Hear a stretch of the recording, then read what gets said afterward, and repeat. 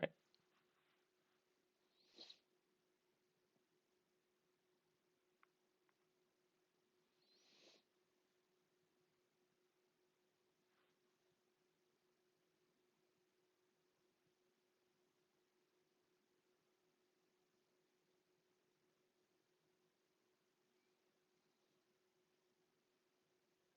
Yeah, and what has happened in the last few years is that there have been institutional investors that have begun to invest in Bitcoin as well. And so, when inflation is as high and we might be heading into a correction or perhaps even a bear market or any kind of a recession, you begin to see institutional investors get out of um, more uh, risky investments. And so, I mean, I don't know if that is what's happening with Bitcoin. I've not looked at the data. I'm just you know uh, thinking about this out loud. But that dip, if that is what's happening, that dip is going to continue happening for some time. So, if you are an individual investor, if you are a retail investor and you're looking to get in, probably now would be a good time to perhaps make that, perhaps make that switch, and perhaps, at least at a lower risk level, uh, you know,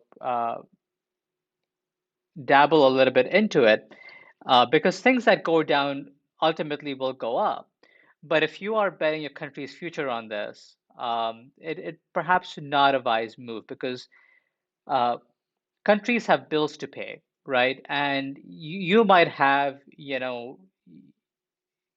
if you individually decide to make that investment, uh, chances are that you're not quitting your job and going all in on Bitcoin and hoping that the increase in value pays your bills. Chances are you still have a job, you still have a savings account. Something were to happen to you, you can still pay your mortgage payment, and you can, you can pay for everything else that your household might need. But if you are a country that is relying on this to pay for services, to pay civil servant employees, to pay for the ongoing maintenance of the country, this may have been a bad move because your mortgage might be, 1,000 or two a month or 3,000 depending on where you live, or perhaps even more. But in the case of El Salvador, uh, there is a loan payment that is coming due that's 800 million, and unless the value of Bitcoin goes up and goes up soon, the country might default, and that in an already tight financial situation, globally tight financial situation, that is probably not going to be good. I mean, someone will probably bail them out. I mean, I don't know who it would be, but perhaps the United States, perhaps perhaps the IMF will take pity on them. I don't know how that is resolved. But yeah, that kind of an uh, exaggerated default of a loan payment is definitely not good for global markets.